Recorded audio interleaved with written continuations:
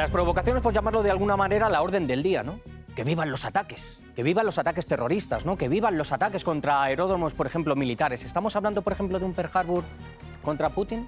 Ponemos más ejemplos. Lo ocurrido en la provincia de Briansk, donde un puente ha sido derribado siendo un ataque selectivo contra civiles. ¿Hablamos ya de terrorismo o queremos mirar a otro lado? Porque yo creo que hoy tenemos que hablar de terrorismo, ¿no? Repito de nuevo, en este escenario, en este estudio, ¿quién quiere paz y quién quiere guerra? Lo ponemos en la balanza, porque desde mi punto de vista hay un partido de la guerra que tiene el propósito de dinamitar el diálogo entre Rusia y Estados Unidos, porque de Ucrania yo creo que ya mejor ni hablar. Que hay una intención clara en la que se quiere que Washington no se vaya de Ucrania.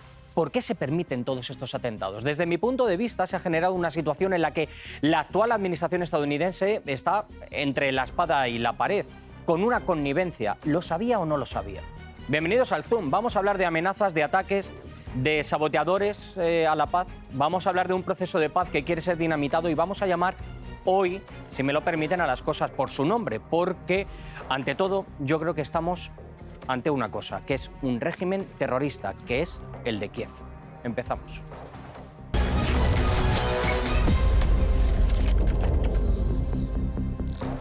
Все преступления, которые были совершены в отношении гражданских лиц, Todos los crímenes que fueron cometidos contra los civiles, incluyendo mujeres y niños, en vísperas de la ronda de negociaciones en Estambul que propusimos nosotros, tenían como objetivo socavar el proceso de negociación. El ataque fue deliberadamente dirigido contra la población civil, y eso solo reafirma nuestros temores sobre que el ilegítimo régimen de Kiev, que en un momento tomó el poder, esté gradualmente degenerando en una organización terrorista y sus patrocinadores se conviertan en cómplices de los terroristas. но как же проводить? ¿Cómo se puede celebrar estas reuniones en dichas condiciones? ¿De qué hablar? ¿Quién realiza conversaciones con los que apuestan por el terror, con terroristas? Yo creo que queda manifiestamente claro, ¿no?, ante lo que estamos, que es meridianamente claro, lo vuelvo a repetir, hablar de un régimen terrorista que ha ido a dilapidar cualquier diálogo de paz. Y creo que es cristalino quien ha puesto encima de la mesa las propuestas reales para intentar llegar a un acuerdo y para no tener unas ciertas negociaciones, elucubraciones, llegar a una especie de mínimos, porque estamos ante una realidad. Estamos ante una serie de ataques terroristas que han intentado sesgar las vidas de civiles para hacer saltar por los aires cualquier atisbo de paz. Así que, ¿con quién se puede negociar? Siempre les digo que la paciencia del Santo Job es la que ha atesorado Rusia, pero es que estamos hablando de una realidad y no es porque yo quiera tirar pétalos a nadie. No podemos obviar algo tan sencillo como que Zelensky quiere aferrarse a su silla, a su poltrona, y lo quiere hacer amparado por aquellos que le han estado prometiendo todos esos deseos, aunque no fueran verdad. Promesas que no se cumplen. Este régimen no tiene legitimidad. Este régimen ha perdido todo su derecho a intentar establecer cualquier regla de un juego que es algo más que un juego, es algo muy serio. En cuanto a un nuevo rechazo al alto el fuego de 2 a 3 días por razones humanitarias, esta no es la primera vez que ocurre. No nos sorprende, sino que nos convence de que al actual régimen de Kiev no le interesa la paz en absoluto. Lo más probable es que la paz signifique para ellos la pérdida del poder. Y al parecer, el poder es más importante para este régimen que la paz y las vidas de sus propios ciudadanos. Si se dan cuenta, hoy voy a ser bastante breve porque el diálogo es lo más importante que quería mostrarles hoy. Ya saben cuáles son nuestras direcciones de las redes sociales, estamos a su disposición, Telegram, en X, etcétera, etcétera, y también se pueden suscribir a nuestra página de contacto donde van a encontrar la reproducción de los programas. Pero es que hoy vamos a hablar de algo muy, muy serio. Hoy vamos a hablar de un régimen terrorista, hoy vamos a hablar de cómo se está intentando jugar con la paz y hoy vamos a hablar de quién quiere dinamitar todo esto. Hablo con Juan Antonio Aguilar, director del Instituto Español de Geopolítica, y con Manolo Monereo, analista político. Juan Antonio, Manolo, muchísimas gracias por estar conmigo. Quería hoy ser bastante breve, Juan Antonio, pero yo creo que vamos a llamar a las cosas por su nombre hoy, ¿no? Vamos a llamar hoy a un régimen terrorista el que ha intentado dinamitar todo diálogo de paz. Vamos a intentar ya ser concreto y a llamar a las cosas por su nombre, ¿no? Bueno, yo creo que algunos lo llevamos hablando por su nombre ya hace tiempo, porque nada de esto es nuevo. Hay que recordar los atentados terroristas desde la hija de Alexander Dugin, por ejemplo, de Daria Dugina en adelante, han sido continuados. Kenal Kirillov, ¿verdad? Es decir, que son muchos los nombres. Y fue un atentado terrorista el primer acción que hubo contra el puente de Kerch, con un camión cargado de bombas. No sé, es decir, sé que si echamos mano de la hemeroteca, el régimen de Kiev ha sido un régimen terrorista desde el mismo día en que tomó el poder en 2014. Es que están los atentados a Motorola, a Gimi, a Zahashenko en Donbass. Es decir, es que esto ha sido una constante en todos estos años. ¿Y por qué se está intentando ocultar, Juan Antonio? Ahora preguntaré a Manolo, ¿por qué se intenta ocultar por parte tanto de los políticos occidentales como de la prensa? Hombre, fundamentalmente porque queda muy mal. Queda muy mal, sobre todo para el relato mediático occidental, queda muy mal que lo que se esté apoyando sea un régimen terrorista. Por otro lado, hay que decir una cosa bien sencilla, es un régimen títere. Es decir, que su naturaleza terrorista no es algo consustancial y unilateral de ellos. Es un régimen que obedece órdenes extranjeras. Por lo tanto, la acusación de terrorista habría que extenderla. Que por otro lado, tampoco es muy difícil viendo la actuación de ciertos países de Occidente a lo largo de las últimas décadas. Me gustaría, no sé, Manolo, yo es que soy un poco mal pensado y también lo hemos visto así en la redacción. Yo llevo pensándolo desde hace bastante tiempo y parece que cuando a Kiev se le acaban, digamos, X argumentos para intentar llegar a un acuerdo de paz, lo que intenta es sabotear cualquier tipo de diálogo. Es decir, teníamos las propuestas en Estambul, se han tenido en otro tipo de diálogos y siempre se ha intentado dinamitar. Y en esta ocasión se ha hecho contra objetivos civiles y, ojo, contra objetivos militares. Claro, estratégico-nucleares, para ser más exactos. Eso es. Es decir, yo creo que lo que está haciendo el régimen de Zelensky, apoyado, y hay que insistirlo mucho, por el Reino Unido, por Francia, por Alemania y por Polonia, es decir, los conseguidores, aquellos que están dispuestos a llegar hasta el final, es dar una advertencia a varios sujetos, a varios actores, ¿no? Una primera advertencia a Donald Trump: no van a reconocer una victoria de Rusia y que por lo tanto están dispuestos a escalar, y que de una u otra manera la visita de Graham y de Blumenthal a Ucrania en estos días no es nada más que el esfuerzo por parte de los sectores más militaristas de Estados Unidos de aislar al presidente Donald Trump. Hay una segunda advertencia, una advertencia a Rusia, una advertencia a Rusia dramática, porque le está diciendo a Rusia que no hay líneas rojas y que están dispuestos a llegar hasta el final, bajo una idea, a mi juicio, terrible, ¿no? Claro. Que es que Rusia no se atreverá a usar armamento nuclear. Y luego hay dos advertencias colaterales muy importantes. Una advertencia es fortísima a los gobiernos más dudosos, a los gobiernos europeos que de una u otra manera buscan salida, y luego hay un argumento terrible para las poblaciones. Es decir, a las poblaciones se les dice: hay que prepararse para la guerra y la guerra la tenemos que ganar. Manolo, eso no es Manolo, pequeña cosa, porque lo que está diciendo Stammer y lo que está diciendo Merz en Alemania. Hay que incrementar los presupuestos militares, hay que incrementar el rearme y la militarización. No son pequeñas cosas. Perdona que te haya interrumpido, Manolo. No, ¿Sería de ingenuos pensar que todas estas operaciones las ha hecho Kiev por su propio pie? ¿Sería de ingenuo o ya nos ponemos a señalar a quiénes son los responsables y a quiénes son los patrocinadores de todo esto? Porque es yo hoy estoy intentando llamar a las cosas por su nombre. Yo creo que haces bien, porque yo creo que la clave es lo siguiente, ¿no? ¿Qué pasaría si Rusia consigue sus objetivos políticos? Cambiaría la arquitectura de la seguridad europea. Eso pondría en cuestión, primeramente, a la OTAN y a sus estructuras político-militares, y en segundo lugar a la Unión Europea. Es decir, ese es el gran problema. El gran problema es que de seguir hacia adelante la política de Rusia de una nueva arquitectura de seguridad significaría el fin de una determinada estrategia y que pondría en cuestión estructuras básicas, ¿no? De ahí, Juan Antonio, te veía que asentías a lo que decía Manolo, de ahí que haya tanto en juego.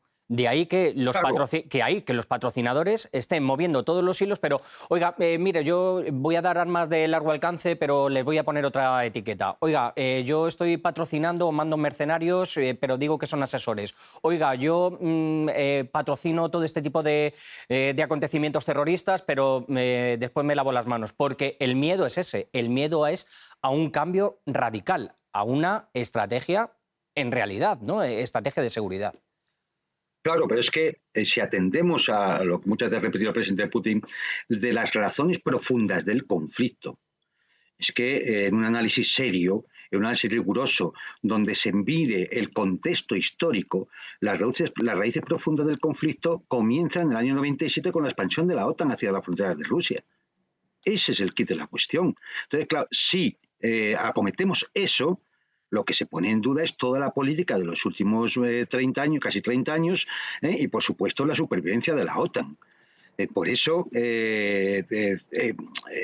tienen tal angustia y de ahí la necesidad de arrastrar a Estados Unidos como sea al conflicto. Lo que ha demostrado precisamente el ataque a las bases donde están los bombarderos nucleares es una clara filtración de datos del tratado New START, que están en poder de Estados Unidos y que no sabemos si con conocimiento de Trump o si no, yo tiendo a pensar que no, Es decir, pues esos datos se han filtrado para que puedan ser utilizados. Esa es una de las cuestiones que yo quería saber, porque últimamente Donald Trump ha salido un poco, digamos, con mutis por el foro. No es que no tengo tanta información, no si estoy enterado, no estoy enterado, de qué manera o de qué no manera, ¿no? Manolo, porque son ataques a instalaciones muy sensibles. Cuidado con esto. Son ataques decisivos.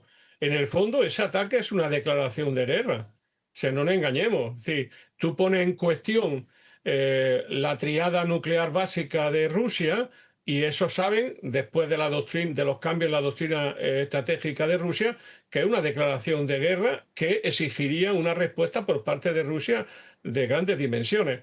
Ese jugar al límite es la clave de esto que estamos viviendo en los últimos meses. Se está intentando buscar esta provocación. Es que, la verdad, yo ya lo hemos visto con la central nuclear de Zaporilla, lo hemos visto con tantas y tantas cosas. ¿Por qué se está intentando llevar tanto al límite para después mantener un relato en el que Rusia sea la culpable? Cuando Rusia ha puesto este memorando para llegar a unas claves, a un diálogo, etcétera, etcétera. Se está intentando llevar al límite a Moscú para poner un relato en contra de Moscú, Manolo. Porque la batalla entre el viejo orden y el nuevo orden multipolar en este momento, su centro es el conflicto entre la OTAN y Rusia por medio de Ucrania. Ese es el gran problema.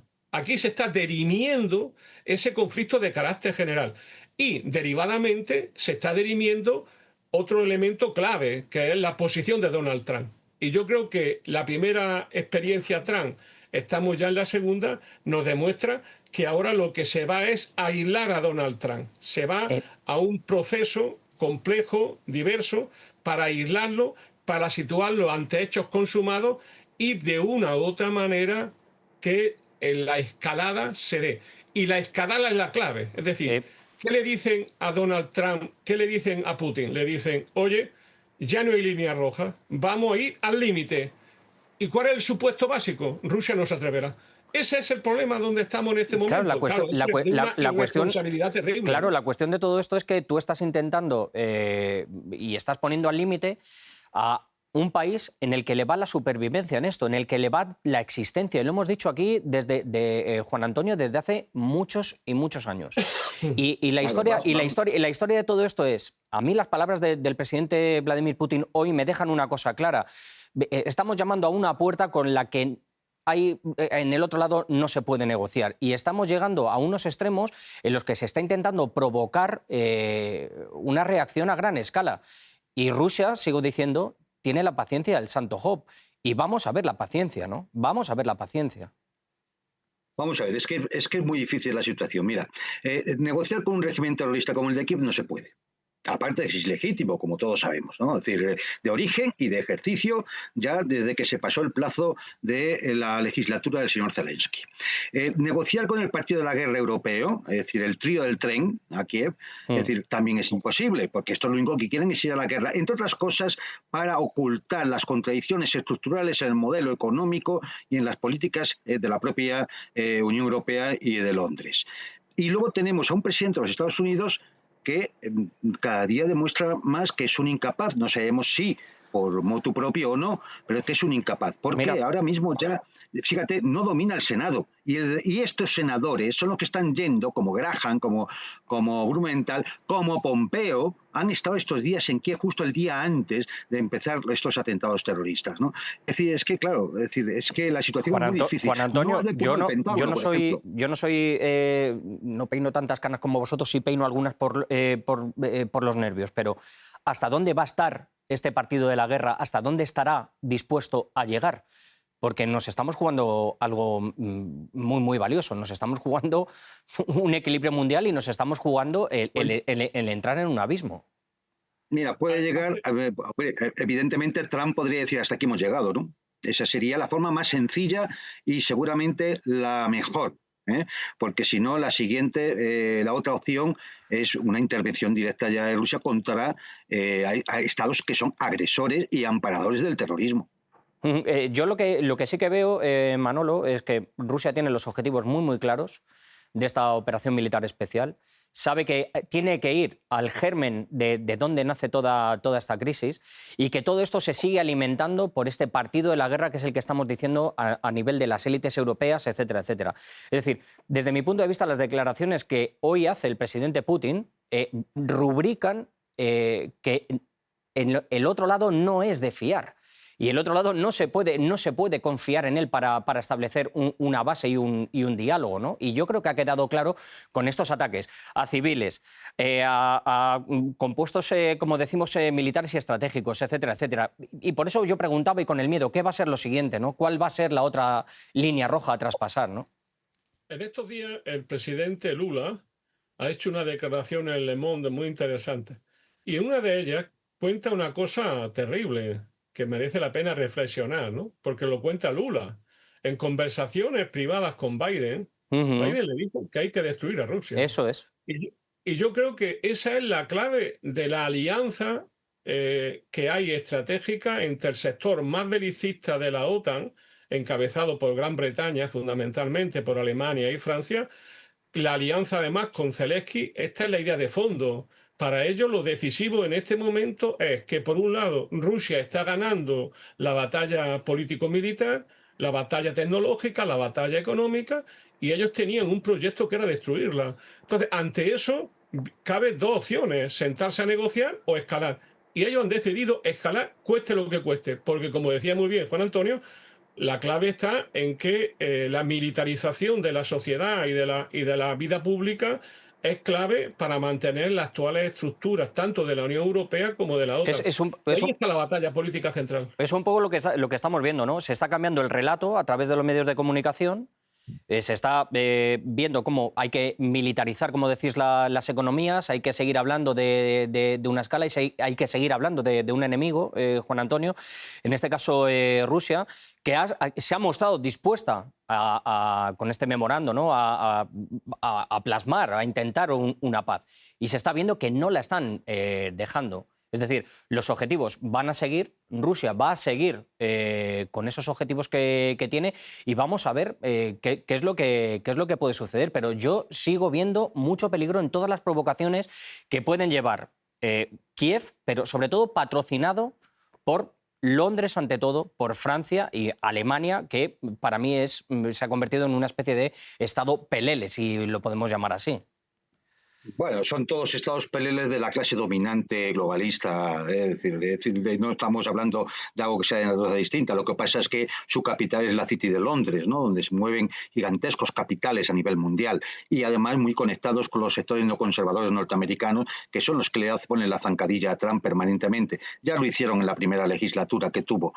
Entonces, bueno, pues la situación en ese sentido es muy delicada. Fíjate hasta qué punto. Lo lógico ahora es que los bombardeos estratégicos rusos se oculten.